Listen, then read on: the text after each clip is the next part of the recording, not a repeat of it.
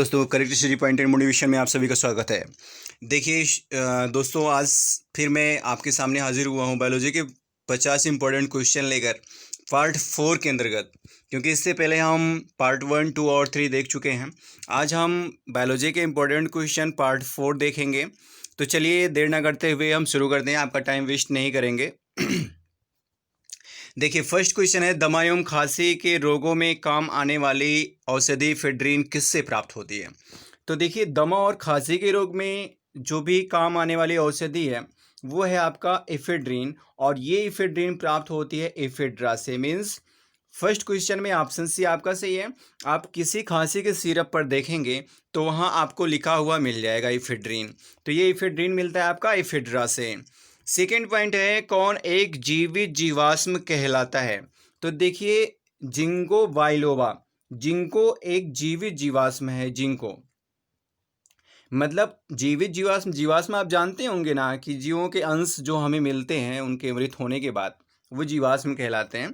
तो ये जीवित जीवाश्म है। जिंको एक प्लांट होता है, आप ऐसा मत सोचिए कोई एनिमल है, पौधा होता है।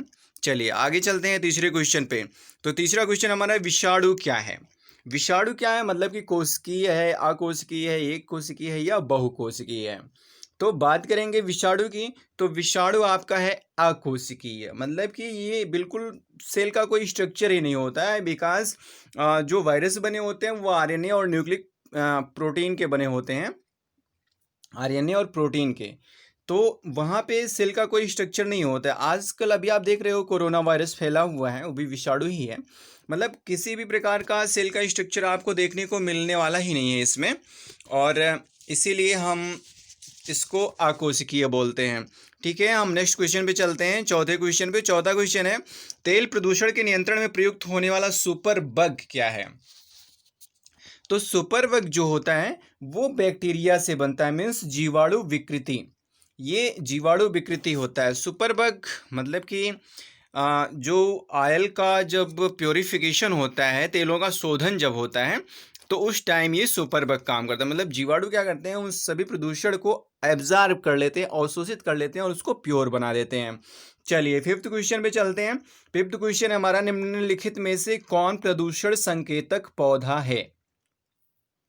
मतलब ये पौधे जहां पे उगाते हैं ना, वहां पे मतलब कि पोल्यूशन का संकेत देते हैं कि यहाँ पे प्रदूषण बहुत ज़्यादा है। तो देखिए, इसमें लाइकेन, शैवाल, कवक, फर्न दिया हुआ है, बट इसमें फर्स्ट ऑप्शन आपका बिल्कुल सही है, जो कि लाइकेन है दोस्तों। बात करते हैं छठे क्वेश्चन की। तो छठा क्वेश्चन कह रहा है कि निम्नलिखित में से किसे जैविक खाद के रूप में प्रयुक्त किया जाता है? तो जैविक खाद के रूप में जैसे नीम है, एजोला है, यूरिया है, पोटेशियम है। तो देखो, नीम की जो खाद होती है वो खली की होती है, तो जैविक अंश तो उसमें रहता है बट बहुत मामूली रहता है। और यूरिया ये तो केमिकल ही है, पोटेशियम केमिकल ही है। जबकि एजोला, एजोला एक टेरिडोफाइट है और ये जैविक खाद के रूप में प्रयुक्त होता है। मतलब एकदम मान के चलिए कि बिल्कुल हरा हरा दिखेगा, ये ग्रीन ग्रीन दिखेगा। तो जाहिर सी बात है कि इसमें जीवांश ज़्यादा मात्रा में रहता है। मतलब कि कुल मिला के कहें तो ये सजीव होता है।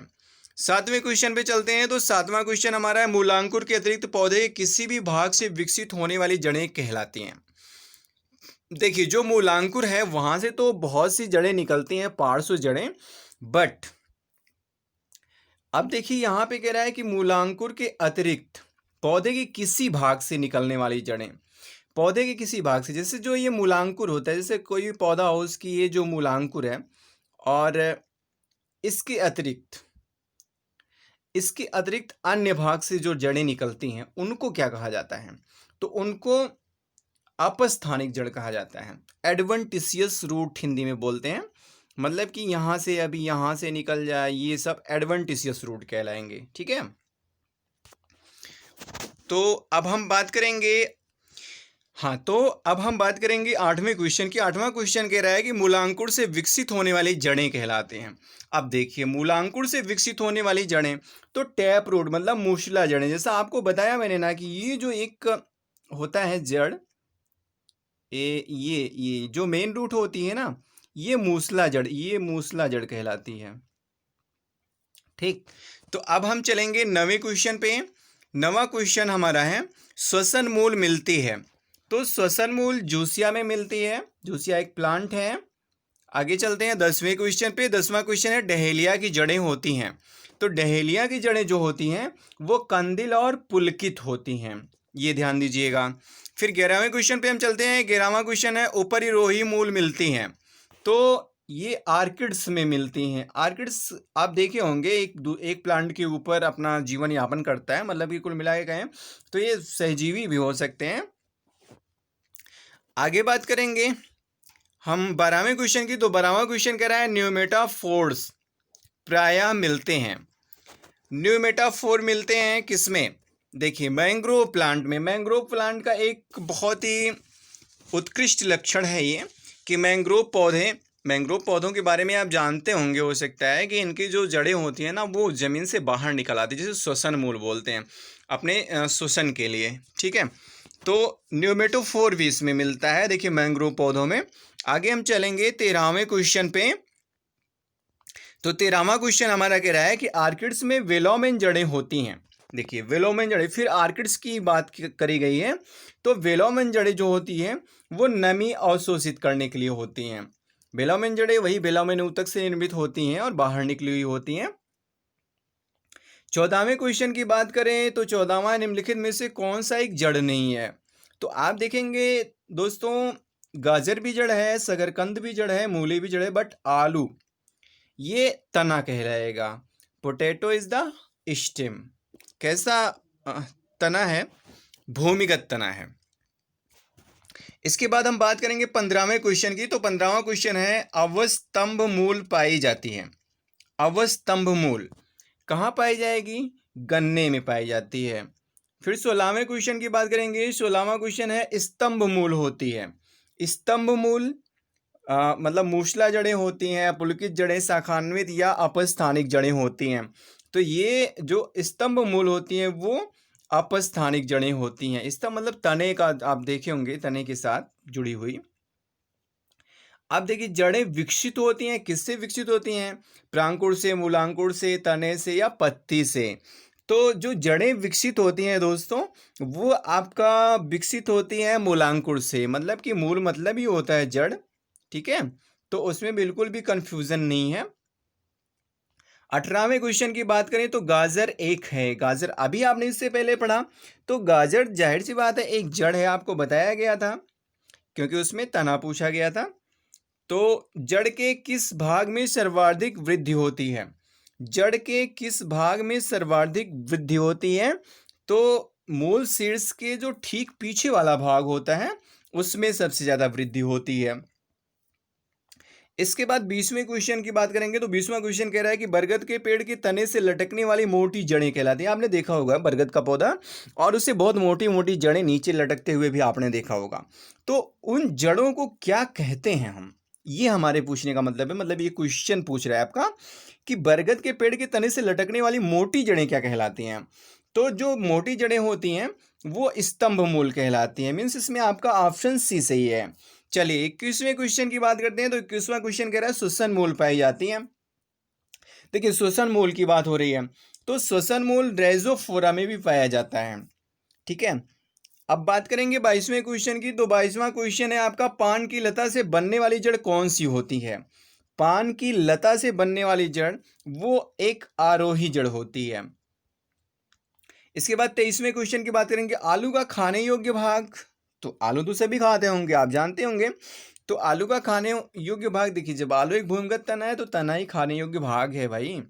इसके बाद फिर चलेंगे 24वें क्वेश्चन पे। 24वां क्वेश्चन है, पर्ण का स्तंभ एक रूपांतरित है। मतलब कि पर्ण का स्तंभ जो है वो किसका रूपांतरण है?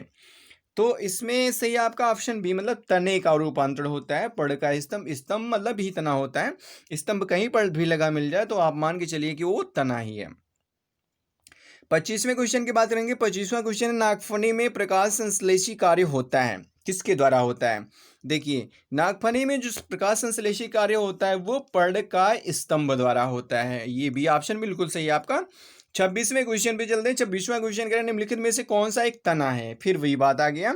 देखिए, शायद वही क्वेश्चन फिर से रिपीट हो गया है। तो इसमें भी आलू ही तना होगा। आप बिल्कुल भी कंफ्यूज मत होइएगा, रिपीट हुआ है तो। चलिए 27वें क्वेश्चन पे चलते हैं। 27वां क्वेश्चन है, पत्ता गोभी खाद्य पदार्थ का संग्रह कहाँ करती है? संग्रह कहाँ करती है? ठीक है, तो पत्ता गोभी है तो पत्तियों में ही होगा भैया, और कहाँ होगा? पत्तियों में ही होगा। 28वें क्वेश्चन की बात करते हैं। 28वां क्वेश्चन कह रहा है कि आलू भूमिगत रूपांतरित तना होता है जिसे कहा जाता है। अब देखिए, तना तो है आलू, भूमिगत तना या भूमिगत रूपांतरित तना है, लेकिन इसे क्या कहा जाएगा?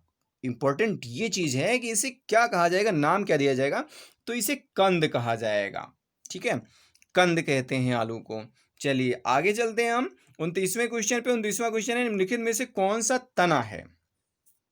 सलजम, अदरक, गाजर, शकरकंद। तो 29वें क्वेश्चन में सही है आपका ऑप्शन बी, अदरक। अदरक भी तना है। मैं एक आपको ट्रिक वाला वीडियो भी बनाऊंगा कि जिसमें आपका ट्रिक से पता चल जाए कौन सा प्लांट या कौन सा फ्रूट जो है या कौन सा उसका प्रोडक्ट जो है वो जड़ है, कौन सा तना है, ये सारी चीज़ें आपको पता चल जाएंगी। इसके लिए आप बिल्कुल परेशान मत होइएगा, बस जैसे ही हमारी ये सीरीज़ ख़त्म होती है तुरंत हम आपको ट्रिक वाले बहुत से वीडियो अवेलेबल कराने वाले हैं। 30वें क्वेश्चन पे चलते हैं। 30वां क्वेश्चन है, प्याज में खाद्य भाग है। तो प्याज में जो खाद्य भाग है वो भी तना है, क्योंकि प्याज भी एक हिसाब से तना ही है। तो प्याज में खाद्य भाग तना है। ठीक, मतलब 30वें में आपका ऑप्शन सी सही है। 31वें क्वेश्चन की बात करते हैं। 31वां क्वेश्चन, निम्नलिखित में से कौन सा रूपांतरित तना है? अब देखिए, रूपांतरित तने की बात करी गई तो देखो, गाजर तो बिल्कुल भी नहीं है भैया, गाजर जड़ है। शकरकंद की बात भी नहीं कर सकते, नारियल की भी बात नहीं कर सकते, बस आलू बच रहा है, तो वो भी रूपांतरित तना है। अभी आपने इससे पहले, अब देखिए एक ही क्वेश्चन कितने टाइप से आपका रिपीट हो रहा है, कितने टाइप से पूछा जा सकता है एग्जाम में, ये भी ध्यान देना है आपको। 32वें क्वेश्चन पे चलते हैं। 32वां क्वेश्चन हमारा कह रहा है, निम्नलिखित में से किसकी पत्ती में पड़दल प्रायः न्यूनीकृत होते हैं? न्यूनीकृत मतलब कम मात्रा में थोड़ा सा पड़दल पाए जाएंगे पत्ती में। तो 32वें क्वेश्चन में आपका सही ऑप्शन डी, मतलब शुष्कोद्भिद या जीरोफाइटिक। जाहिर सी बात है भैया, जीरोफाइटिक अगर प्लांट है तो वहाँ पे पत्तियों की संख्या बहुत कम होगी। क्यों कम होगी? क्योंकि मरुस्थल में पाए जाएंगे तो वहाँ पे वो वाष्पोत्सर्जन कम हो, मतलब कि पानी कम बर्बाद हो, इसलिए पत्तियों की मात्रा भी या संख्या भी कम रहेगी। आगे चलते हैं 33वें क्वेश्चन। 33वां क्वेश्चन कह रहा है, केक्टस में सूल जो कांटा होता है ना, वो किसका रूपांतरण है? तो इसमें से ये आपका ऑप्शन बी, पत्तियों का। जैसे देखो, अभी आपने देखा होगा खजूर में, ताड़ में, तो इन सब में भी जो पत्तियां होती हैं बाद में चल के कांटे में रूपांतरित हो जाती है। ऐसे ही कैक्टस में जो कांटा होता है ना, वो भी पत्तियों का रूपांतरण होता है। 34वें क्वेश्चन पे चलते हैं। पुष्पों का अध्ययन कहलाता है। तो पुष्पों का अध्ययन क्या कहलाएगा? एंथोलॉजी कहलाता है, ध्यान दीजिएगा। एंथोलॉजी कहलाता है पुष्पों का अध्ययन। पेलिनोलॉजी परागकणों का अध्ययन। 35वें क्वेश्चन पे चलते हैं। वे पौधे जिनमें कभी पुष्प नहीं बनते हैं, वे क्या कहलाते हैं? मतलब जिनमें कभी पुष्प नहीं बनते हैं, विदाउट फ्लावर्स। तो जो विदाउट फ्लावर वाले हैं उनको हम कहते हैं क्रिप्टोगैमस। क्रिप्टोगैमस में फ्लावर नहीं बनते हैं, और जो फेनेरोगैमस होते हैं उनमें फ्लावर बनते हैं। मतलब कि प्लांट को दो टाइप में पहले स्टार्टिंग में डिवाइड किया गया था। जब इनका अगर आप क्लासिफिकेशन देखोगे, बंटवारा देखोगे, डिवीज़न देखोगे, तो अब पहले इनको दो पार्ट में डिवाइड किया गया, एक फूल वाले, दूसरे बिना फूल वाले। तो जो बिना फूल वाले थे उनको क्रिप्टोगैमस, जो फूल वाले थे उनको फेनेरोगैमस बोला गया। तो इसमें से ये आपका ऑप्शन सी। चलिए 36वें क्वेश्चन पे चलते हैं। 36वां क्वेश्चन है, पूर्ण पुष्प में पाया जाता है। पूर्ण पुष्प मतलब कि एक ऐसा पुष्प जिसको हम कंप्लीट फ्लावर बोल सकते हैं, उसमें कौन कौन से पार्ट पाए जाते हैं। जैसे अगर हमको एक कंप्लीट मनुष्य कहलाना है तो हमारे पास, मनुष्य के पास जितने अंग होते हैं वो होने चाहिए। अगर नहीं है तो हम कंप्लीट नहीं हैं। ऐसे ही फ्लावर जो है उसमें जो भी उसके चक्र हैं, जो भी उसके होल्स हैं, जैसे आपने देखा होगा बाह्य दल पुंज, दल पुंज, पुंकेसर, स्त्री केसर, परागकोश, ये बहुत से उसमें चक्र पाए जाते हैं। तो ये जब पाए जाते हैं तब उसे हम पूर्ण पुष्प कहेंगे। तो पूर्ण पुष्प में क्या क्या पाया जाता है, चलिए देखते हैं। तो पूर्ण पुष्प में सभी चारों चक्र पाए जाएंगे। चारों चक्र से हमारा मतलब है पुमंग, जायांग और दलपुंज और वाह्य दल। मतलब कि calyx, Corolla, androecium and gynoecium. तो ये सभी चारों चक्र पाए जाएंगे। चलिए 37वें क्वेश्चन की बात करें कि पुष्प के जनन चक्र हैं। देखिए, जनन चक्र मतलब जहाँ पे उसके रिप्रोडक्टिव पार्ट्स मिलते हैं, जहाँ पे उसके जनन अंग मिलते हैं। तो ये आपके पुमंग और जायांग, जिसे आप नाम देते हैं, कह सकते हैं पुंकेसर और स्त्री केसर, या इंग्लिश में बोले तो बोल सकते हैं एंड्रोसियम एंड गाइनोसियम। ये सारी चीज़ें हम नाम दे सकते हैं इन सब का। तो आगे चलते हैं हम लोग 38वें क्वेश्चन पे। पहले तो इसमें जान लीजिए कि 37वें में आपका ए सही है, मतलब कि पुष्प के जो जनन चक्र हैं वो पुमंग और जायांग हैं। 38वें क्वेश्चन पे चलते हैं। तो 38वां क्वेश्चन हमारा है, कुरिंजी पुष्प के 12 वर्ष में एक बार खिलने का कारण है। एक पुष्प एक पौधा होता है कुरिंजी, या नील कुरिंजी भी कहते हैं उसको। तो वो 12 वर्ष में एक बार खिलता है। इसका क्या रीज़न होता है, क्यों नहीं वो प्रतिदिन खिलता है? तो जैसे अभी गांव में कहावत भी है ना कि गूलर के फूल को अगर देख लें तो आप बहुत ही अमीर आदमी हो सकते हैं। बट ये सब कहावतें हैं, इनको आप बिल्कुल भी सीरियसली मत लीजिएगा। हाँ, कुछ प्लांट ऐसे होते हैं जिनको देखने के बाद मतलब बहुत ही रहस्यमय लगता है, बहुत ही अद्भुत घटना लगती है। जैसे अभी इसी की बात की जाए नील कुरिंजी की, तो कुरिंजी के पुष्प 12 वर्ष में एक बार खिलते हैं। भाई जाहिर सी बात है, बहुत सोचनीय बात है कि 12 वर्ष में एक बार। अभी कह दें कि हम 12 वर्ष में एक बार खाना खाते हैं तो बड़ा ही मतलब अचंभा सा लगेगा कि भैया तुम 12 वर्ष में एक के बार खाते हो।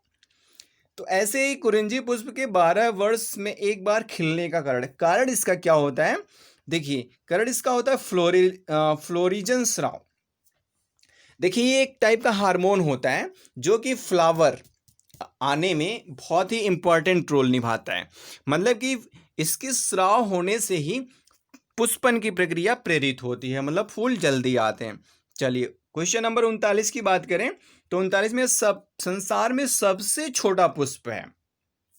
सबसे छोटा पुष्प, अगर हम सबसे छोटे पुष्प की बात करें तो ये नाम आता है वुल्फिया का। और ये वुल्फिया शायद अपने यहाँ इंडिया में नहीं पाया जाता है, ये पाया भी जाता होगा तो पहाड़ी क्षेत्रों में पाया जाता होगा। मतलब हम तो भाई अभी तक नहीं देखे हैं, लेकिन इतना जान गए हैं या जानते हैं कि वुल्फिया ही संसार का सबसे छोटा फ्लावर है। चलिए क्वेश्चन नंबर 40 की बात करते हैं, 40वें नंबर की। तो फूल गोभी में पौधे का उपयोगी भाग कौन सा है? देखिए किस तरह से क्वेश्चन पूछ रहा है कि फूल गोभी में पौधे का उपयोगी भाग कौन सा है। तो ये है ताजा पुष्प समूह। फूल गोभी है तो जाहिर सी बात है कि फूल से ही हमारा मतलब, जैसे पत्ता गोभी था तो पत्ते से मतलब था, वैसे ही फूल गोभी में फूल से मतलब है। तो ताजा पुष्प समूह ही उपयोगी भाग होता है इसका। क्योंकि पत्ते तो आप खाते नहीं, देखते ही हो, ना पत्ते खाते हो, ना उसके तने खाते हो, ना उसका जड़ खाते हो, तो क्या खाते हो? फ्लावर ही तो खाते हो। तो ताजा पुष्प समूह उपयोगी भाग होता है। क्वेश्चन नंबर 41 की बात करें, निम्नलिखित में से कौन सा विश्व का सबसे बड़ा पुष्प है? अभी तक हमने जाना कि सबसे छोटा पुष्प कौन है, और अब बात करेंगे सबसे बड़े पुष्प की। तो सबसे बड़ा पुष्प जो है वो रेफ्लिसिया का होता है। देखिए रेफ्लिसिया। इसके बाद हम चलेंगे 42वें क्वेश्चन की। 42वां क्वेश्चन है, जीवन चक्र की दृष्टि से पौधे का सबसे महत्वपूर्ण अंग है। जीवन चक्र की दृष्टि से पौधे का सबसे महत्वपूर्ण अंग, तो सबसे महत्वपूर्ण अंग जो होता है वो फ्लावर होता है। अगर किसी भी प्लांट में फ्लावर नहीं है तो फिर मेरे ख्याल से वो प्लांट अपने आप को सरवाइव नहीं कर पाएगा। पहली बात तो अपनी जनरेशन नहीं बढ़ा पाएगा, मतलब एक पौधा हुआ तो वहीं ख़त्म, या उसके वेजिटेटिव पार्ट से फिर रिप्रोडक्शन हो, मतलब कि ये उसमें सेक्सुअल रिप्रोडक्शन ना होकर एसेक्सुअल रिप्रोडक्शन हो, तब तो वो अपनी संख्या वृद्धि कर पाएगा, अपनी पीढ़ी को बनाए रखेगा। तो इसलिए जीवन चक्र की दृष्टि से अगर देखा जाए तो पौधों का सबसे इंपॉर्टेंट जो पार्ट होता है वो फ्लावर होता है, पुष्प होता है। 43वें क्वेश्चन की बात करें, परागकोश में वर्तिकाग्र तक पराग का स्थानांतरण हो कहलाता है। मतलब कि वर्तिकाग्र तक पराग, यहाँ पे थोड़ा सा मिसप्रिंट हुआ है, टाइपिंग मिस्टेक है। देखिए पराग कोश में वर्तिकाग्र तक पराग का स्थानांतरण कहलाता है। तो देखिए पराग कणों का वर्तिकाग्र पर पहुंचने की क्रिया कहलाती है परागण। तो यहाँ पे सही है आपका ऑप्शन बी, मतलब कि परागकोश से निकलते हैं परागकण और दूसरे फूल के वर्तिकाग्र तक पहुंचते हैं। जब पहुंच जाते हैं तो ये प्रक्रिया परागण कहलाती है। 44वें क्वेश्चन की बात करें तो 44वां क्वेश्चन कह रहा है कि एनिमोफिली परागण है। तो एनिमोफिली परागण जो होता है, देखो एनीमोमीटर आपने नाम सुना होगा। एनीमोमीटर से क्या होता है कि वायु दाब मापा जाता है। तो एनिमो, अगर कहीं पर भी एनिमो आ जाए तो आप समझ लेना है कि एयर की बात की जा रही है। तो यहाँ पे एनिमोफिली मतलब वायु द्वारा, ठीक, एनिमो आ गया है इसलिए एयर द्वारा। तो एनिमोफिली परागण जो होता है वो वायु द्वारा होता है। क्वेश्चन नंबर 45 की बात करें, एंटमोफिली परागण है। देखिए एंटमोफिली परागण, देखिए एंटमोलॉजी आपने नाम सुना होगा। तो एंटमो का संबंध जो होता है वो कीटों से होता है। तो यहाँ पे एंटमोफिली परागण का जो संबंध है वो कीटों से है, ठीक। तो 45 में ऑप्शन बी आपका सही है। 46 की बात करें तो 46 है चमगादड़ों द्वारा परागण। तो चमगादड़ों द्वारा जो परागण होता है, परागण की क्रिया होती है, मतलब कि जो परागकण होते हैं एक फ्लावर से दूसरे फ्लावर तक पहुंचाए जाते हैं जब चमगादड़ों द्वारा, तो इसे हम चिरेप्ट्रोफिली बोलते हैं। चिरेप्ट्रोफिली मतलब कि चमगादड़ों द्वारा परागण। क्योंकि अभी देखो आपने देखा जो एंटमोफिली आपका है, एंटमोफिली ये है आपका कीटों द्वारा परागण, और एनिमोफिली वायु द्वारा परागण है। ये दोनों कंफर्म हो गए। तो जाहिर सी बात है कि ये ऑप्शन भी नहीं होगा, ये भी गलत है। तो चिरेप्टोफिली जो है आपका वही सही है, मतलब कि चमगादड़ों द्वारा जो परागण होता है उसे चिरेप्टोफिली कहते हैं, चिरेप्ट्रोफिली। क्वेश्चन नंबर 47 की बात करें, जूफिली परागण। जूफिली, जू कहीं पर भी आ जाए तो आप ध्यान दीजिएगा कि उसका वो इंडिकेट कर रहा है जंतु को। जैसे आप जू मतलब चिड़ियाघर जानते हैं ना, चिड़ियाघर में क्या चिड़िया थोड़ी ना रहती हैं, बहुत से जानवर रहते हैं, खतरनाक खूंखार जानवर भी रहते हैं, सीधे साधे जानवर भी रहते हैं। तो जूफिली जब है तो जंतुओं द्वारा परागण होगा, ठीक। 47 में ऑप्शन ए बिल्कुल सही है। आगे चलते हैं 48, आर्निथोलॉजी परागण होता है। देखिए आर्निथो मतलब पक्षी, आर्निथोलॉजी में हम स्टडी करते हैं पक्षी की, और इसे हम पक्षी विज्ञान भी कह सकते हैं। तो आर्निथोलॉजी परागण जो होता है वो पक्षियों द्वारा होगा, ठीक है। तो इसमें सही है आपका ऑप्शन ए। इसके बाद हम आगे चलते हैं, क्वेश्चन नंबर 49 की बात करेंगे हम। तो 49 क्वेश्चन कह रहा है आपका जल द्वारा परागण कहलाता है। देखिए जल की जब बात करें, कहीं पर भी हाइड्रो लिखा मिल जाए तो जल होता है। तो यहाँ पे हाइड्रोफिली है तो वो जल द्वारा परागण, मतलब कि जल द्वारा परागण को हम हाइड्रोफिली बोलते हैं। आगे चलेंगे question number 50 and last question, जो परागण बंद पुष्पों में होता है वो कहलाता है। देखिए बंद पुष्पों में मतलब कि पुष्प खुला नहीं है और उसी में परागण हो रहा है, तो जब उसी में परागण की क्रिया होगी तो वो कहलाएगा क्लिस्टोगेमी। तो दोस्तों इस तरह से आज का जो 50 क्वेश्चन था हमारा वो कंप्लीट हो गया, और इस तरह से आपका ये 50 क्वेश्चन का जो सीरीज था चौथा पार्ट ये भी आपका कंप्लीट हो गया। और अब हम बात करेंगे अपने नेक्स्ट वीडियो में पार्ट 5 की। तब तक के लिए मुझे दीजिए इजाज़त, मैं फिर मिलूंगा आपसे नेक्स्ट वीडियो में पार्ट 5 लेके, जिसमें भी आपको 50 क्वेश्चन मिलने वाले हैं। Okay, thank you.